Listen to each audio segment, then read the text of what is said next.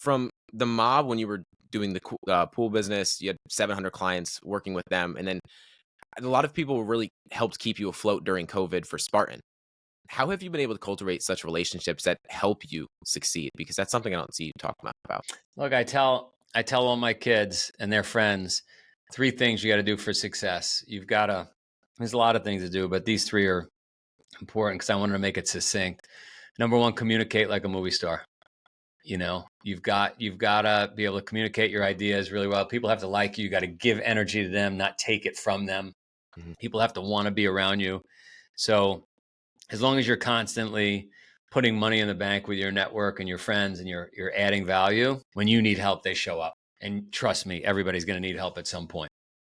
So put money in the bank with relationships, communicate well, provide energy. Number 2, I say you got to work like an immigrant.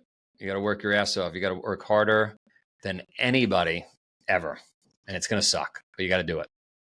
And then number 3, be really grateful.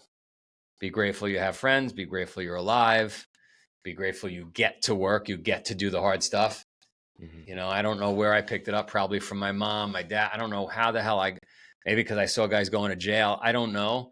But I am, even when it sucks, I'm grateful that I go, oh my God, but it's raining out and it's awesome. And I feel alive.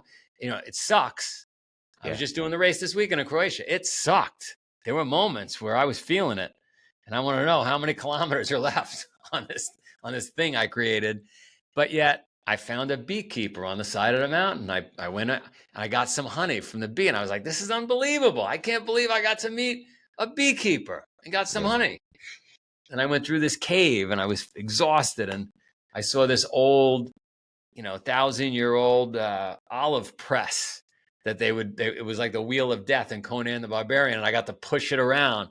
It's like, this is unbelievable. How would I ever run into one of those? And then we were probably like 5 kilometers left and we're on the beach. And there was this little entrepreneur that had this like broken down shack on the beach. He was playing some music and his truck had pulled up and he was pulling out some like orange juice and water and that he was setting up his beach shop for the day. And I sat at his bar and I had a glass of orange juice and I pinched myself and I said, this is unbelievable. I can't believe I'm getting to do this. And I'm listening to 1970s rock and roll for a minute. And then I ran into some some rusted chains that were an obstacle that we had to carry into the water and back. And I looked at the guy that was doing the race with me, who spoke no English and I speak no Spanish. So the whole race we did together, he was wearing a helmet. He looks like Conan the Barbarian. He's tanned up. The girls were going crazy for him. And we stayed together the whole race. He was kind enough to stay with me. And I looked at him, I looked at the chains, and he just grunted. And so we grabbed the chains and we decided, for the last 2-3 miles, we were going to carry the chains in just for a little extra suffering. And some of the folks that worked for me didn't know me, said, no, you can't take the chains. I said, no, I'm taking the chains. Don't worry. I own the business. And they were kind enough to let me go. And me and my boy Diego and his friend, I don't even know his name. We carried the chains in the rest of the way. It sucked. It was on my neck. It was killing me. We had already been out there for longer than I wanted to be. It was hot. It was sunny. I could see there were more obstacles. But while all that was going through my head, I was like, I get to do this. I'm alive. I'm not in jail. I have all my fingers, my toes, my leg. Like somehow I have gratitude. So communicate like a movie star, build that network, work like an immigrant, and then have gratitude like a monk. I love it. The gratitude is so impactful. It's amazing to hear that perspective. I remember, I think it was Bob Marley that said it once, but he said that some people, when it rains, just get wet and other people feel the rain. And I was like, I really like that perspective because it's the same thing. It's like, I used to hate rain. Now I think of it when it's happening and I'm like, man, let me feel it a little bit more because I'm just getting wet right now. And that does not feel good at all.